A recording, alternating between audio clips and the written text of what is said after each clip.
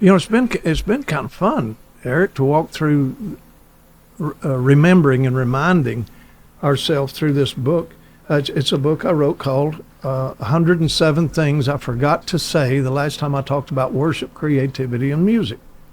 And of course, it was born out of the idea of me traveling and speaking and leaving feeling frustrated that I didn't say this or say that. But also now I get to go back like you do if you have the book. You get to go on that walk. It gives you something to meditate on or contemplate, or even song ideas, poetry ideas. Take one word out of a page and turn that word into, a song can go away out of your life. Then one day it suddenly rushes in unexpectedly and brings 1,000 memories home. A good song always remembers you, knows where you are, and somehow knows when you need to remember. Now, do you have songs in your life or seasons in your life that we need to remember with joy, or to remember with even nostalgia, or look at the depth of what God was doing in my life at that time? And then you take that, and pretty soon a lyric starts to form, or a melody, or a poem, or whatever it is. It starts to form. You just reach and get that, and it becomes kind of a beautiful way to live your life. Remembering the mighty acts of God, reminding yourself of the beauty of what he did then, can awaken something now. But with what I just read, let's apply number 18 and see where this goes. Based upon a song can go away out of your life, or a memory can go away. A season of your life can go away and you not remember until you do. And so then number 18 is write a song today that you don't want anyone to hear but God. If you were going to write a song that you didn't want anyone to hear but God, what would it be? Write a poem today. Paint a picture today that you don't want anybody to see, but it is an expression of your worship to God. Do you have any of those? I do that exercise to give myself permission, because if I feel like, unless I do that, I tend to put a lot of filters on what I write and how I play. The music has to be right. The lyrics have to be right. But as soon as I say, okay, no one's going to hear it but God. In fact, I do a thing called morning pages. It's from Artist's Way. But I write, and the rule is whatever you write, you have to throw away. You have to tear out and throw away, or burn it or something. So it kind of forces you to explore past your filters, like built-in filters. So that's something I do pretty regularly.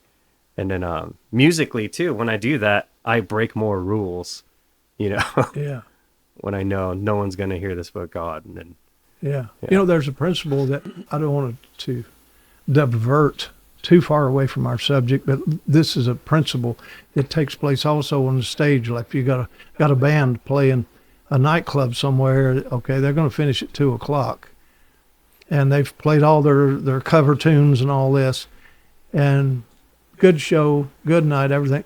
Oh, but you know what? We don't go home yet. Yeah, while they're cleaning up the place, and the door's locked, nobody here but us. Let's just jam for a while. There's where the good playing happens, because they're not being stared back down or held in that place, limited to a cover tune. And now, also by the judgment that's coming at you. And I dare say it's the same thing in praise and worship culture. We tell them, don't be about performance. Don't be about performance. Here's what you got to do. Well, now we got to perform. Here's what you got to do. Here's what you got to do. So there, we put this expectation on the musicians that we don't want to perform. So anyway. You're always performing, though. Yeah. We're always performing. Yeah. And performance is not a bad thing. Yeah. It's, it's not just hearing the word of God, it's actually doing it. So there's and that's in the book of James, And but the thing is, if you write a song that you don't want anyone to hear but God. Paint a picture that you don't want anyone to see but God. Write a poem. Write a story. Write an image. Draw an image. Yeah. I think that takes the judgmental aspect out of it. Now, Yeah. I know musically I am too. As a writer, I self-edit. I mean, sometimes it'll take me 2 weeks to write one piece of poetry, or 2 years, sometimes 2 minutes. It just flows out onto the page. Whenever I hear songs I've written like 10 years ago, I tend to cringe a lot. Oh, yeah. And usually it's because I cringe when I wasn't honest when I wrote it. Like I cringe when I remember, I was trying to kind of manipulate someone's worldview or something like that. Yeah. You know, I'm acting like I'm honest, but really I'm trying to change someone's mind about something, you know? And that's when I cringe. And I'm like, oh, it's so, like, I didn't even hide it that well, you know? Yeah. I was just trying to preach at someone.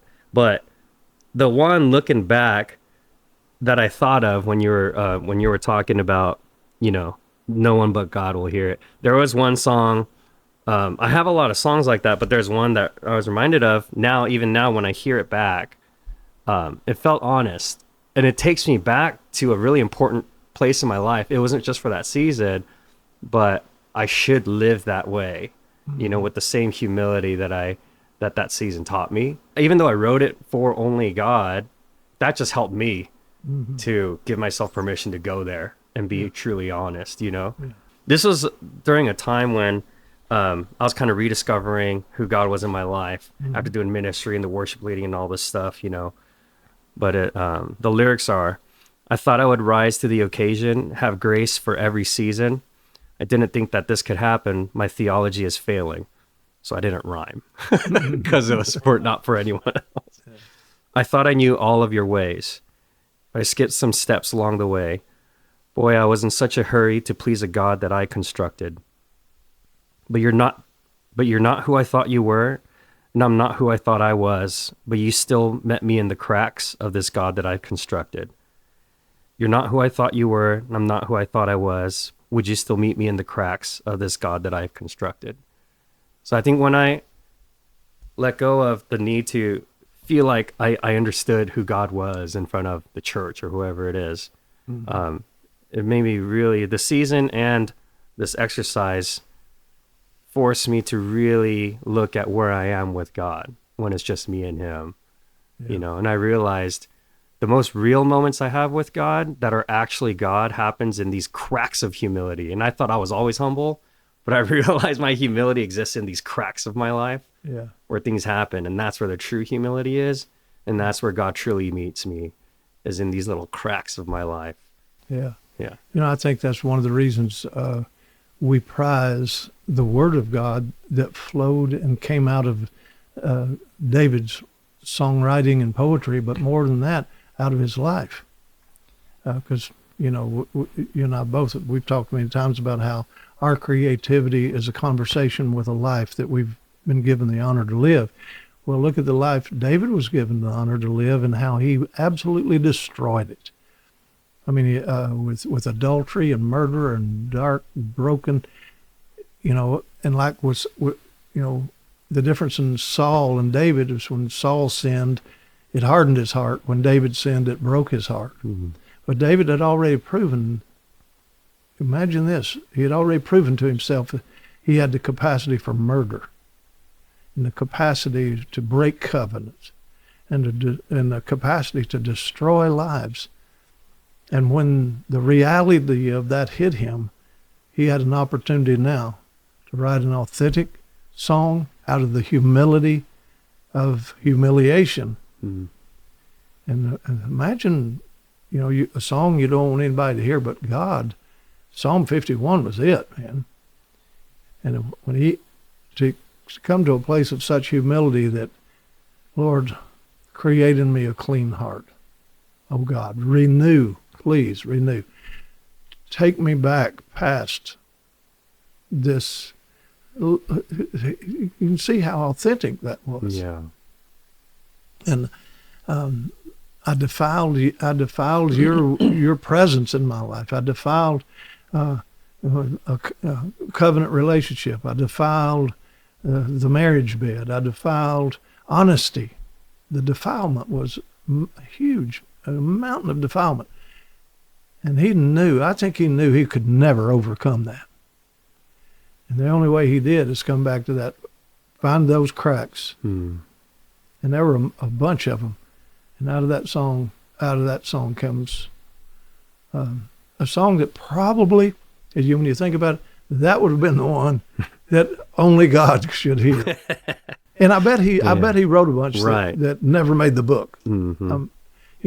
His son Solomon wrote, what was it, 1,005 or 1,015 that never made the book, But I don't know. It's a kind of a beautiful thing to know, though, that God has the ability to redeem through those times that, it's a hard issue.